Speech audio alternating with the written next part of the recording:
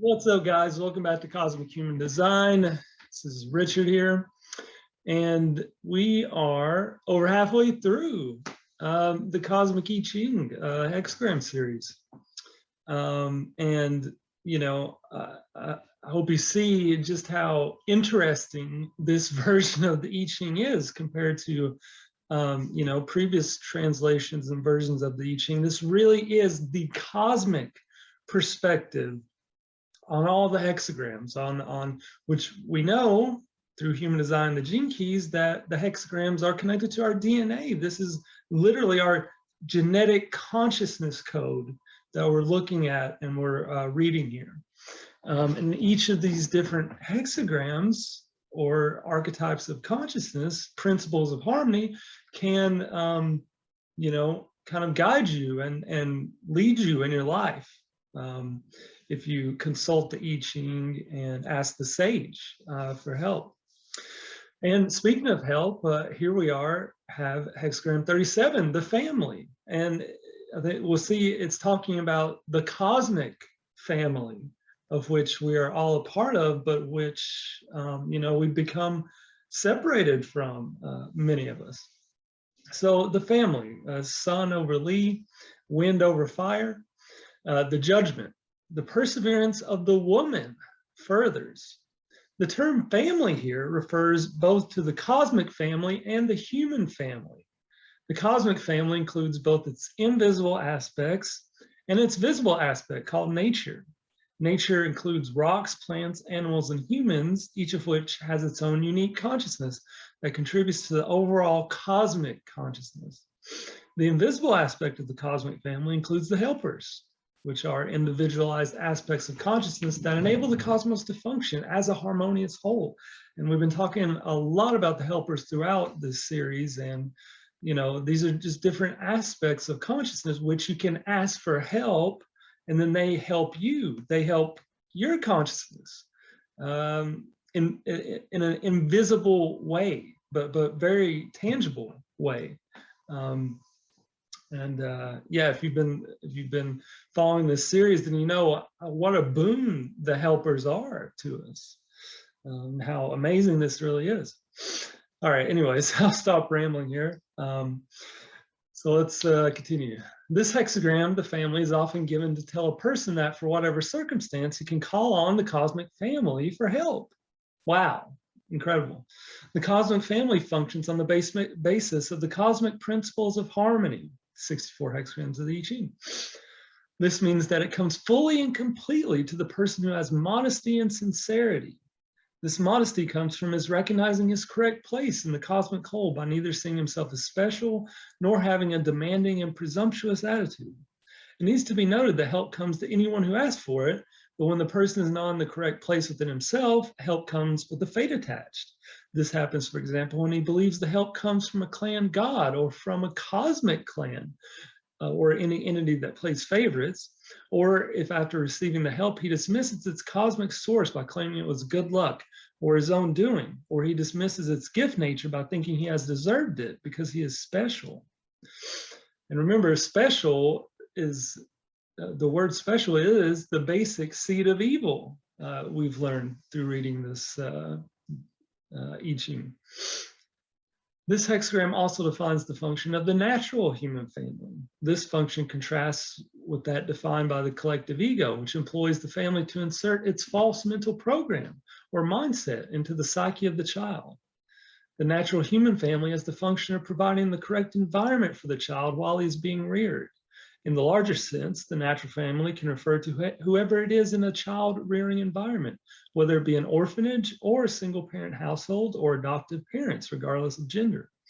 In the cosmic sense, the judgment emphasizes the importance of the feelings, referred to by the metaphor of the woman.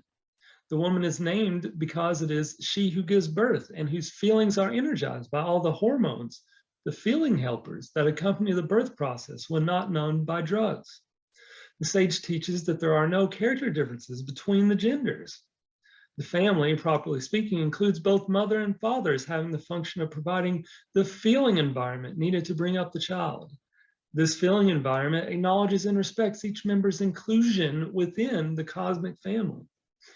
The natural function of the parents throughout their child's infancy is to care for him and to ask the cosmic family for help for all the needs of the family. Beyond infancy, the parent's function is to recognize the innate abilities of the child and give him space for these abilities to develop in a psychic atmosphere that shelters him from the pressures of the collective ego. Their function is to teach the child that they are not the source of love, help, and nourishment, but the vehicle through which these gifts flow to him from the cosmos. They also teach him that when they are not present or available, he can inwardly ask for any help, love, and nourishment he needs for himself. They also teach him that he is never cut off or abandoned by the cosmos. Their function otherwise is to let go more and more as the child learns to trust his own connection with the cosmos. For the parent, perseverance refers to being firm in the face of the collective ego's pressures. It also means that it is the parent's job to make the child aware that all guilt, fear, threat, and flattery come from the collective ego, with the purpose of making him feel inadequate on the one hand and special on the other. They make him aware that feeling special prevents him from listening to his true feelings, and that feeling inadequate makes him forget that cosmic help is available to him. At the age of about 12, they openly discuss the inner no and reassure the child that it is correct to say it when the outer no would only create opposition, and to retreat from the ego, both in himself and in others, whenever it appears. They give him room to experience that his inner no has a corrective effect on others and that it can be relied on. They make him aware that the sage exists in the presence of every person, including himself, and that whenever he is in trouble, he can ask the sage in his presence and the sage in the other's presence to come to their help. The parents, through not regarding themselves as superior and treating themselves with respect, teach the child respect for himself and support his sense of equality, fairness, and respect for others. The parents also persevere in helping to keep the child free from projections and spells that others might have put upon them. In sum, the family setting, as defined above, is meant to be a setting in which the uniqueness of each member can develop and find expression without any feelings of inferiority or fault. The role of the parents is also to protect the child from physical harm. The family, thus defined, is the setting that prepares the child for his future love relationship. The principles of relating that he learns in this environment lead him also to respect the personal space of his love partner. When the love relationship is not based on this respect, it cannot attain duration. By contrast, the feudal model of the family is revealed in the traditional interpretation of this hexagram. It shows the family is held together by the loyalty and endurance of the wife, whose place is within the house. The husband's role is to represent the family in all outer relationships. Emphasized is the strong authority needed in the parents to instill the values of the collective ego in the children. The children are taught that the loyalty they owe to their parents, right or wrong, is to be carried over to the feudal prince, or in modern times, the nation, as in the expression, my country, right or wrong. Thus, as Wilhelm puts it, the family is regarded as society in embryo, where the sons and daughters are to learn the societal roles they're expected to take later on, and to which they are expected to sacrifice themselves by putting aside whatever feelings they have that do not fit into the roles. This feudal model of the family is still in practice in modern, hierarchically organized societies throughout the world. The term feudal prince needs only to be replaced by institutions such as colleges, government, or even corporations as that to which a person presumably owes his loyalty, because they have gradually assumed authorizing powers and because the individual has been encouraged to believe that they are the only sources of protection he has. They're not. They have taken on the function of authorizing his existence, worth, and purpose. That's what's going on in the invisible consciousness reality, which of course affects everything. This feudal structuring of the family emphasizes role models and the observance of moral duties. It is primarily a program that represses feelings, thus preventing the development of the natural family order. The natural family order is not something that can be designed and superimposed. It simply emerges when all the ideas that are not in harmony with the cosmic function of the family are taken away, and when the inner know and retreat are employed in each instance in which the ego shows itself. An important part of conditioning within the feudal family is to prevent the children from questioning the fundamental premises and taboos on which the institutions of the collective ego are founded. To this end, the parents train the child to suppress his awareness of the contradictions between what is said and what he feels is true. Thus, he gradually learns to substitute the shoulds and oughts of the collective ego for his inner truth. The traditional part of the hexagram called the image, which was thought to have been inserted by Confucius, reads, "Thus the superior man has substance in his words and duration in his way of life." This reference makes us aware that the family is also the environment in which the child learns language and indicates the crucial role of language in his conditioning. In the feudal model of the family, having substance in one's words clearly means having authority. If the authority is strong enough, then the societal roles assigned to each individual will be enforced. All hierarchical social orders must stress this need for authority over the individual in order to maintain their dominance. This belief is in sharp contrast to the cosmic meaning of having substance in one's words, which refers to calling things by their true names and not by names that obscure their natures and functions, or even turn them to their opposites. Seed phrases that put spells on the child have to do with duties and obligations toward the authorizing powers over him. They are traditionally accompanied by the threat that he will become guilty if he fails to fulfill them. An example is the child's duty to love the parents. It is the child's nature to love those who care for him lovingly. Another spell is that the child owes his life to his parents. Because a child once born is a cosmic gift to the parents, the child does not owe his life to them. Another is related to the concept of obedience. Children should be seen and not heard. Other spells put on the child have to do with regarding his nature as defective, as in the idea that he is born with original fault or sin, or that his animal nature is the source of evil. This latter belief is the basis for the suppression of the child's true nature and its replacement by the abstract virtues and disciplines promoted by the collective ego.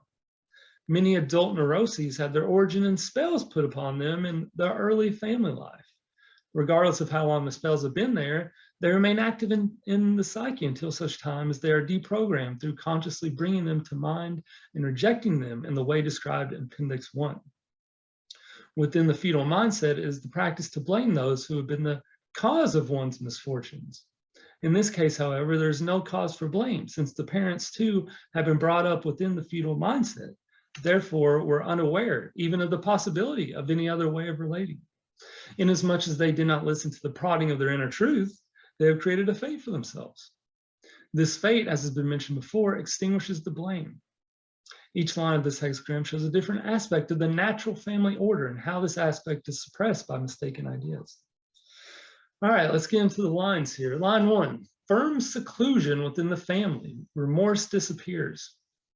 Firm seclusion within the family describes the cosmic principle that the cosmic family operates as a harmonious whole. For the individual human being, this means that he takes his true place within the whole by respecting as equal every other aspect of the cosmos, including the invisible helpers in the visible world of nature. Remorse disappears pronounces the result if a person ceases to regard himself as special. His remorse was due to having excluded the invisible cosmic consciousness from his everyday awareness, and thereby he had also excluded the sage and the helpers from his life. In doing so, he deprived himself of his source of the renewal of his life force and of the thousands of ways in which the helpers make his life harmonious. To keep aware of them in his everyday life is to keep secluded within the cosmic family. The parents, on the other hand, who view themselves as representing the collective ego, create the impression in the child that they are the only source for his primal needs. They succeed in instilling the collective ego's program in the child's psyche by threatening him with the loss of the support of the family if he does not comply with the moral duties put upon him. These duties entail his suppressing his inner truth and all that he knows of the invisible world. The truth he is to follow is that which has been filtered through and interpreted by the authorities of the collective ego's institutions. A further aspect of the collective ego's definition of firm seclusion within the family has to do with attachment to family traditions that make a person feel comfortable. As a consequence, he feels repelled by the traditions of other families. This kind of attachment creates wars between the factions and spells within the individual clan members. In pursuing the goal of freeing the true self, it is necessary for a person to free himself of such exclusiveness. This entails his ridding himself of the belief that his personal family tradition is superior. It also requires saying the inner no to efforts by others within his circle to make their traditions prevail. Only then can each person discover and fulfill his uniqueness, the whole point of existence. Otherwise, the pressure of the clan takes over to make each person conform. To love one's family is one thing. To become attached to it as a clan is another. Remorse has to do with misusing a cosmic gift given to a person or a couple in the form of a child. This child, with all its cosmic and natural possessions, is an opportunity for them to express their own love and caring feelings and to discover and express their own cosmic and natural possessions. The child, in its innocence, reflects the harmony of the cosmos. Remorse can occur, however, if the parents regard the child as their property. They are but caretakers on behalf of the cosmic whole. The collective ego makes parents think that the child is property given them on its behalf and that they are merely its administrators. In older feudal cultures, the king could approach any family and appropriate for his personal use or for public sacrifice the family's child or children. Wow. To be sincere means to make the effort of bringing himself back into harmony with the cosmos. See Luigi Pirandello's play, 6 Characters in Search of an Author, for a demonstration of the captivity and sacrifice of the true self by the characters to the roles within the family as defined by the collective ego. Such practices invariably bring remorse, inasmuch as the child is taken away from the family, either psychically or literally. In a broader sense, firm seclusion refers to a way of coping with a specific problem and refusing to be drawn off the center point of what is correct by ancillary considerations. The collective ego would preoccupy a person's attention with issues that are outside his responsibility and about which he is expected to feel guilty if he does not do something about them outwardly.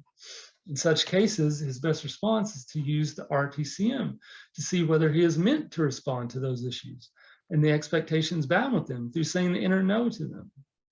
Firm seclusion otherwise refers to his only taking care of what is directly relevant to his personal life.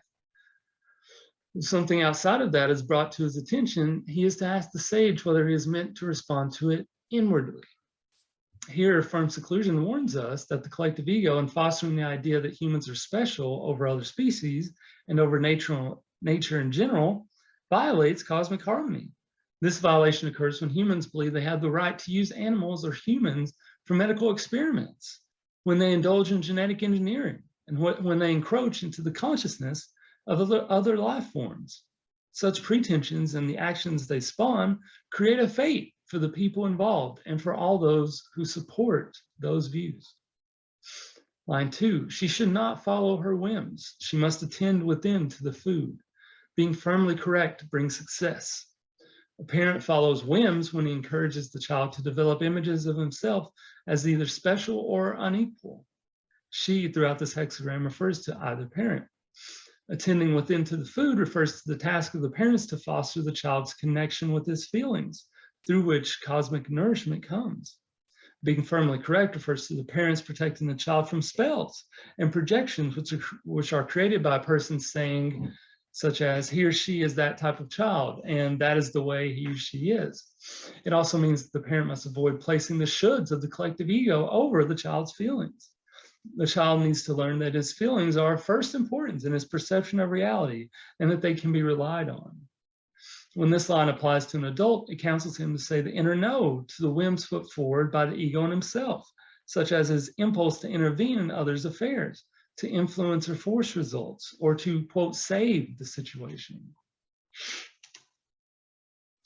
Firm and correct also refers to saying the inner no to the seed phrases that cause a person to rely only on the senses of outer seeing and hearing to determine what is true and false.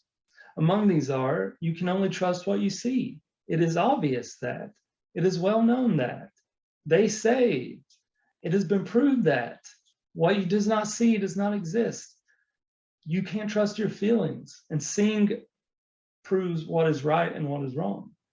All those are spells. They're all spells. The person receiving this line is being informed that he is judging a situation on the basis of his whim, rather than on the basis of the underlying truth. For example, the behavior of the person he is observing is due to a spell someone else has put on him, of which he is unaware. It often happens that the temper tantrums observed in a child are reactions to a spell or spells that have been put upon his true nature. The tantrums are attempts of the child to free himself from being locked into the prison of the spell. This can also be true of adults or adolescents who act compulsively in destructive or self-destructive ways. The phrases that create such spells are, he or she is that type of child. He's going through one of those phases, and that's the way he or she is.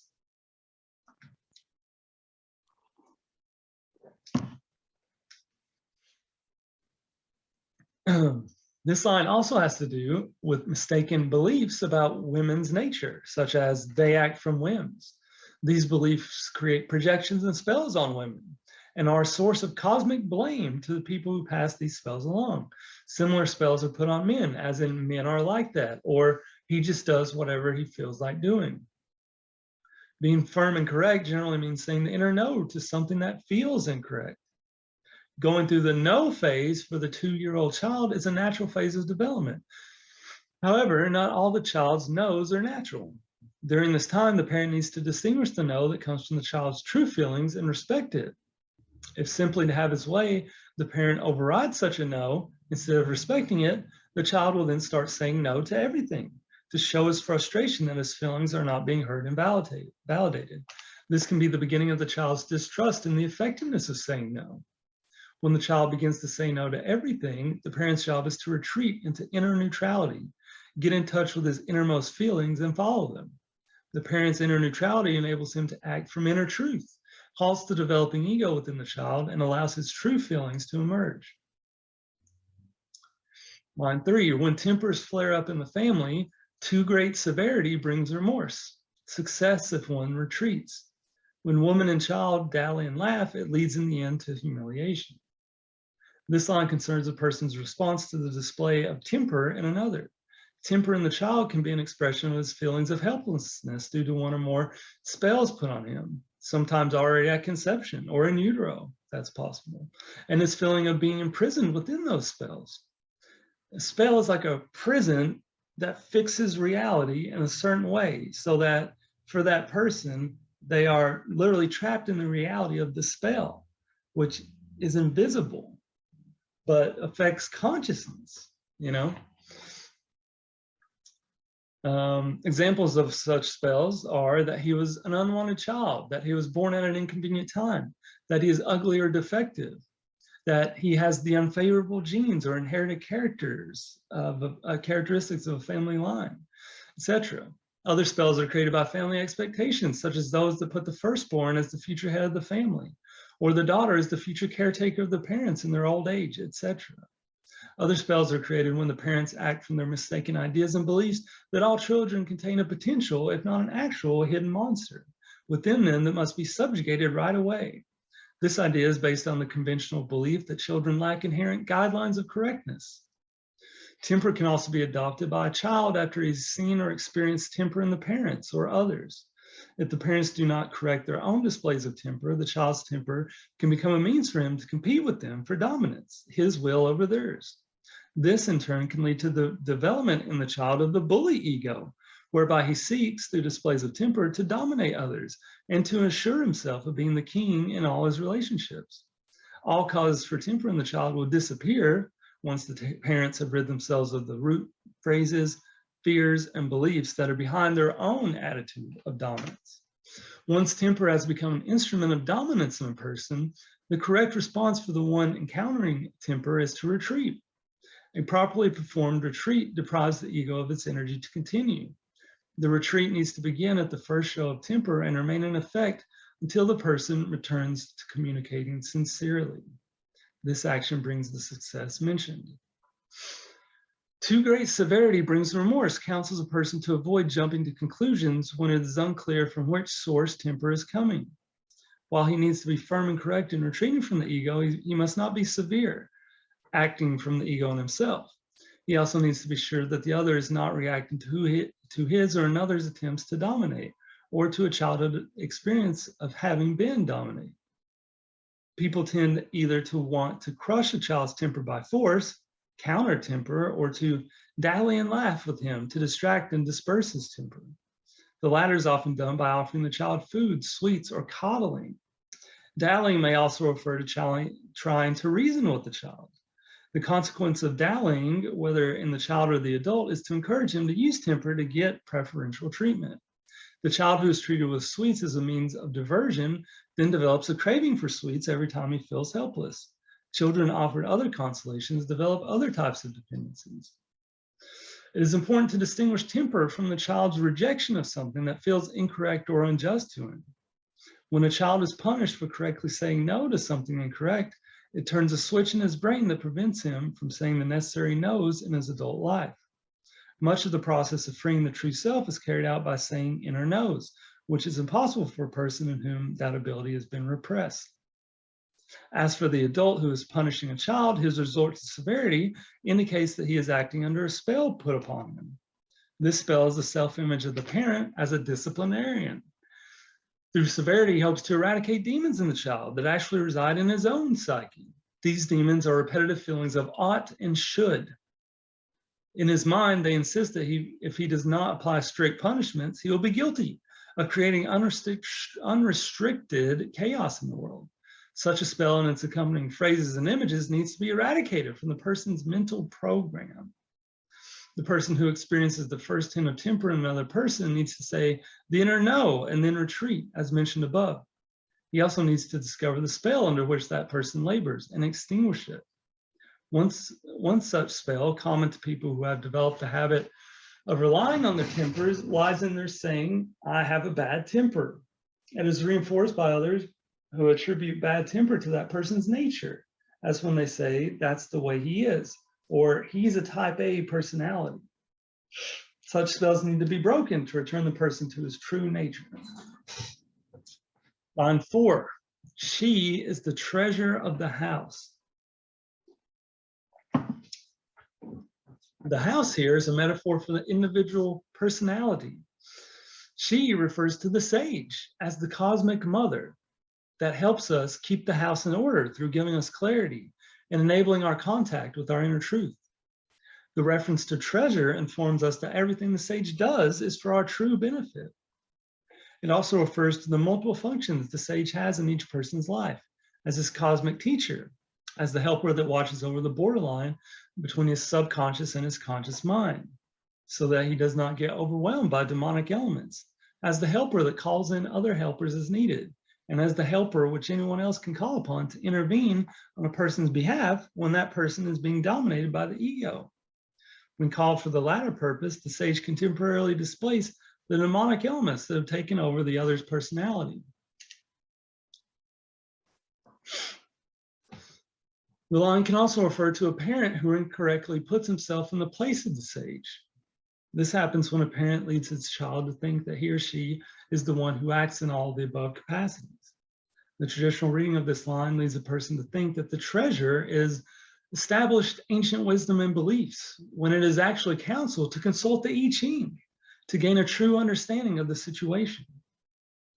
That's the great treasure of the world, of life. It's the I Ching. It's consulting the I Ching interactively with this, help of the sage. That's the true treasure. That's the secret teaching of all ages. This is great. This is amazing right here. A person may be looking through a plethora of the world's wise books, thinking that at the root, all the world's wisdom is the same, and that truth can be found by mental understanding. The I Ching enables a person to attain clarity if he will allow the sage to speak through the text. The sage can only do this by teaching each person individually. One of the means that makes a direct communication with the sage possible is the RTCM that allows the sage to clarify the meaning of the hexagrams in the context of his personal circumstance. It is the sage that determines how the coins fall, which hexagram is obtained, and which lines provide the hints that help him find the inner truth of his situation. It is the sage that determines how the coins fall. Yes, not some random probability stuff. Line 5, As a king, he approaches his family. Fear not, success. This line counsels a person that he needs to rid himself of the idea that he needs to be authorized in his thoughts and actions by an outside authority. This idea has deprived him of the ability to feel his inner truth and to act from it. Fear not tells the intimidated true self of a person who has grown up in an authoritarian structure that while the sage knows everything, it does not use its knowledge to intimidate or belittle those it teaches. As Lao Tzu wrote, the sage squares without cutting, carves without disfiguring, straightens without straining, enlightens without dazzling. From verse 58 of the Tao Te Ching.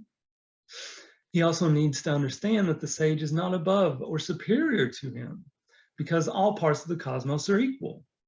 Success refers to the inner freedom he gains from learning this about himself. Wow, that is just sublime. That is just completely sublime.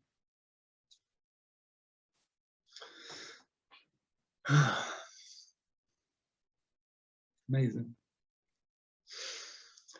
The sage sometimes approaches the individual as a king to authorize him, knowing that he is not yet able to authorize himself by relying on what his inner truth tells him. The sage does this to help him bridge a gap in his self-awareness. By contrast, the collective ego elevates itself as the sole authorizing body that approves or disapproves every person's existence, worth, and purpose. It succeeds in holding this position by inserting the belief in the child that he needs to be approved by others. This belief puts spells on his cosmic gifts in two different ways: in repressing his ability to say no or to ask for help, or in aggrandizing superficial or isolated abilities such as his mental faculties. These spells create a conflict between his abilities. This conflict then causes an imbalance in the personality and leads to the development of compensatory self-images. The person whose abilities have been denied believes that he cannot do what comes naturally to him. He cannot paint because he has not studied art. His way of expressing himself is invalid because he is not certified to do so, etc. Seed phrases of such spells are, "Who has authorized you to do that? Who are you to ask that question? There needs to be a head of state, family, ship, business, department, army, etc. You need a title to be someone, or only those who are authorized have the right, ... Such a person may also have to rid himself of his belief in obedience to authority. You don't have to be obedient to authority. It's not real. The king, in this case, represents an institution of the collective ego that has been given the purpose of authorizing a person's very existence. It does this by registering the individual's birth, his various affiliations, and by authorizing his subsequent activities or withholding its authorizations. The presumption is that all activity, behavior, and belief of an individual is subject to being declared valid or invalid by a human authority, while in fact, this presumption has no validity in cosmic terms. The very idea of authorizing is part of the feudal mindset and has no cosmic reality. The collective ego stands as an authority only by the consensus of all the individuals who support it. Line 6, his help commands respect. In the end, success comes. The help that commands respect is given by a person's fully functioning common sense. Common sense is the helper that enables him to live his life in harmony with the cosmic whole. This line may be telling a person that he can safely trust his common sense. Another meaning is that through a person's effort to free his true self, he has gained respect for the cosmic possessions that were given to him at birth, among which are his cosmic virtues, such as goodness, kindness, caring, sensitivity, patience, and loyalty to his inner truth, and possessions such as his inner truth, his memory of what cosmic harmony feels like, his abilities to learn, the ability of his body to function harmoniously, and his ability to say no and to ask the helpers for help. All these helpers express themselves as feelings. Self-respect occurs when a person has freed these helpers from their inner prisons. Freeing the true self from the ego allows all one's helpers' possessions to come to their full expression. This is the meaning of success comes because the person is fulfilling his destiny. Receiving this line can also indicate that a person needs to free himself from one or more of the spells mentioned in the previous lines that have imprisoned some of his helpers. To determine if this is the case, he may use the RTCM. By contrast, the collective ego defines respect as the honor a person achieves by conforming to its standards and attaining its definition of success as measured by wealth, position, fame, enlightenment, etc. These attainments qualify him as special in its hierarchy of values. The higher in this hierarchy he goes, the more he loses himself and the more he separates from the cosmic whole, creating fate after fate. All right, guys, thank you so much for watching. And I'm really going to try and have this series wrapped up pretty soon because it's just absolutely critical, mind-blowing, stunning information in this book that will help free all of our true selves. That's what this is about, freeing our true selves and making a better world, you know. This is the path, and following your inner truth. All right, guys, see ya.